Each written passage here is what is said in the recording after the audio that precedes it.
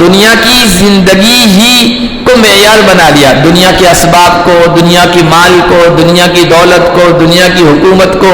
اور وہ تو یہ سمجھتے ہیں کہ جس کے پاس یہ دولت ہے، دنیا ہے، وہ عزت والا ہے، وہ وقار والا ہے، وہ بڑا ہے، اور جس کے پاس نہیں ہے وہ حقیر ہے، وہ کمتر ہے، وہ بے وزن ہے. حالانکہ اللہ کی نگاہ میں یہ معیار نہیں ہے کسی کے بڑا ہونے کا، کسی کا چھوٹا ہونے کا، کسی کے عزت والا ہونے کا اور کسی کے ذلت والا ہونے کا. یہ دنیا تو اللہ تعالیٰ نے کہا ہے کہ میں دنیا کا پیدا کرنے والا ہوں اور دنیا میں مخلوق کو پیدا کیا ہے، تو رزق، روزی اور دنیا کے اسباب میرے ذمے میں دوں گا. لیکن اس کی یہ دلیل نہیں ہے کہ جس کو دنیا مل گئی وہ اللہ کا محبوب ہے، وہ اللہ کا مقرب ہے، وہ اللہ کا پسندیدہ ہے. نہیں، حدیث شریف پہ آیا کہ ان اللہ قسم بینکم اخلاقکم کما قسم بینکم ارزاقکم. اللہ تعالیٰ نے تمہارے درمیان جس طرح تمہاری روزی تقسیم کی ہے نا، اسی طرح اخلاق بھی تقسیم کیے. روزی میں مال اور دولت کسی کے پاس زیادہ ہے، کسی کے پاس کم ہے. اخلاق، اعلیٰ اخلاق کسی کے بہت بہترین ہیں، کسی کے پاس نہیں ہے. یہ بھی اللہ کی تقسیم ہے. اور پھر آگے کہا ان اللہ یؤتی الدنیا من یحب ومن لا یحب. اللہ تعالیٰ دنیا ان کو بھی دیتا ہے جو اللہ کے محبوب ہے، اور ان کو بھی دیتا ہے جو اللہ کے محبوب نہیں ہیں، جو اللہ کے پسندیدہ بندے نہیں ہیں. یعنی دنیا اللہ مومن کو بھی دیتا ہے، کافر کو بھی دیتا ہے، موحد کو بھی دیتا ہے، مشرک کو بھی دیتا ہے، مطیع کو بھی دیتا ہے، عاصی کو بھی دیتا ہے، فرما بردار کو بھی دیتا ہے، نافرمان کو بھی دیتا ہے، فرعون کو بھی دیتا ہے، موسیٰ کو بھی محروم نہیں کرتا ہے، نمرود کو بھی دیتا ہے. لیکن ابراہیم میں بھی دنیا سے خالی نہیں تھے، اللہ تعالیٰ نے سب کو دیا ہے. ابو جہل کو بھی دیا، عتبہ، شیبہ. لیکن ایسا نہیں نبی پاک صلی اللہ علیہ وسلم کے پاس کچھ بھی نہیں تھا. نبی صلی اللہ علیہ وسلم کے تو قدموں میں خزانے پیش کیے گئے. یہ کیا آ گیا کہ یہ پہاڑ سونے کا ہم بنا دیں اگر آپ چاہیں تو دنیا اللہ تعالیٰ سب کو دیتا ہے، اپنے محبوب پسندیدہ بندوں کو بھی اور ناپسندیدہ بندوں کو بھی. لیکن وَلَا يُعْطِي الْإِيمَانَ إِلَّا مَن يُحِبُّ. اللہ تعالیٰ ایمان صرف اپنے محبوب اور پسندیدہ بندوں کو دیتا ہے. جس کے پاس ایمان ہے، تقویٰ ہے، کردار ہے، اعلیٰ سیرت ہے، اللہ کی فرما برداری ہے، نیکی والی زندگی ہے، اور اس کے ساتھ دنیا کی دولت ملی ہوئی ہے، سونے پہ سہاگا، نور علی نور ہے، تب بھی وہ اللہ کا پسندیدہ بندہ ہے.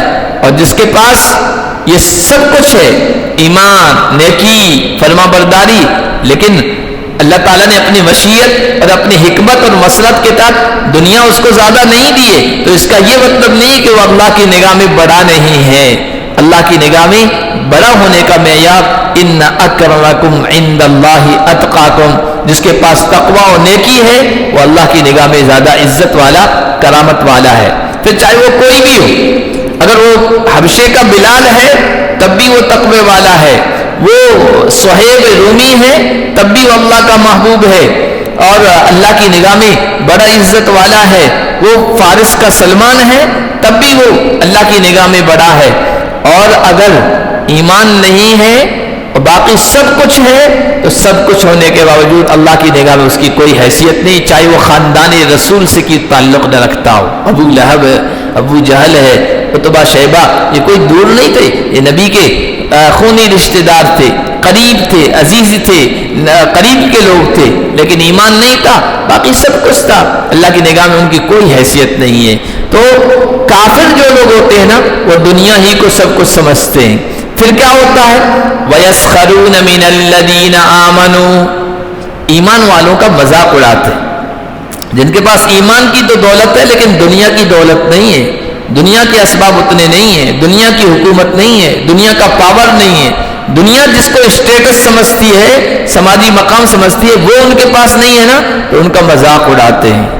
بلال حبشی کا، سلمان فارسی کا، صہیب رومی کا، عمار کا، یاسر کا، سمیہ کا، مکہ کے ان مظلوموں کا اس وقت بھی لوگ مذاق اڑاتے تھے. اور اہل ایمان کا جو دنیا کے اعتبار سے کمزور ہیں، آج کے کافر بھی مذاق اڑاتے ہیں، وہ اسی طرح. وَإِذَا مَرُّوا بِهِمْ يَتَغَامَزُونَ. کافر لوگ اہل ایمان کا مذاق اڑاتے ہیں. جب اہل ایمان ان کے پاس سے گزرتے ہیں نا تو آنکھوں سے اشارے، آنکھیں مار کر اشارے کے کہتے ہیں دیکھو یہ جا رہے ہیں 72 حوروں کے شوہر، یہ دیکھو جنت کے وارث جا رہے ہیں، یہ جنت کے ٹھیکیدار، جنت کے مالک جا رہے ہیں. پاس میں کچھ بھی نہیں ہے، کپڑے پھٹے ہوئے ہیں، باغات ان کے پاس نہیں ہیں، سواریاں ان کے پاس نہیں ہیں، دنیاوی وجاہت وقار ان کے پاس نہیں ہے، اور کہتے ہیں اولئک هم الوارثون، جنت کے وارث ہمیں. یہ مذاق ٹھٹا کیا کرتے تھے، خول اڑایا کرتے تھے. آج بھی کافروں کا یہی انداز نہیں؟ اہل ایمان جہاں کمزور ہیں دنیاوی اعتبار سے وہاں یہی کہتے ہیں دیکھو یہ دیکھو 72 حوروں کے مالک جا رہے ہیں، یہ دیکھو جنت کے مالک جا رہے ہیں. پنچر چھاپ، یہ پنچر چھاپ کیا ہے؟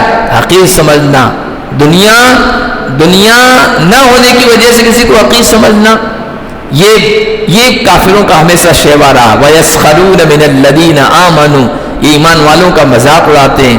وَالَّذِينَ اتَّقَوْا فَوْقَهُمْ يَوْمَ الْقِيَامَةِ، لیکن جو تقوی والے ہیں، ایمان والے ہیں، یہ قیامت کے روز پتہ چلے گا کہ ان سے کتنے برتر ہیں اور کتنے اونچے ہیں، کیا مقام ان کو ملنے والا ہے.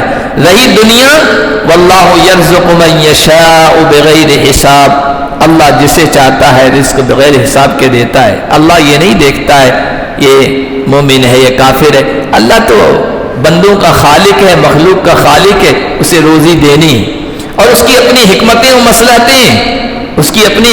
مصلحتیں ہیں، اور ان مصلحتوں کے پیش نظر کسی کو زیادہ دے دیا، کسی کو کم دے دیا. اور ایسا بھی نہیں ہے کہ سارے مومن دنیا سے محروم ہیں.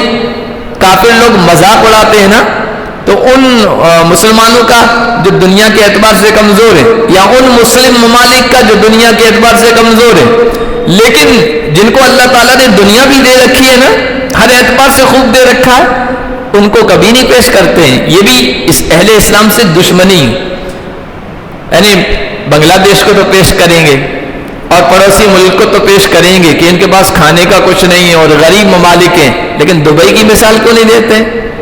گلف کنٹری کی مثال کیوں نہیں دیکھتے؟ وہ نہیں دیتے ہیں. یہ اندر کے بغض کی علامت ہے، حالانکہ وہ اپنے آنکھوں سے دیکھ رہے ہوتے ہیں، جا رہے ہیں وہاں، دیکھ کے آ رہے ہیں، کاروبار ہے وہاں ان کے وہاں. تو اگر صرف اس وجہ سے کہ یہ ملک اس وجہ سے کہ ایمان والے یا دین کو پکڑے ہوئے تو کمزور ہیں، تو پھر وہ کیوں مالدار ہے؟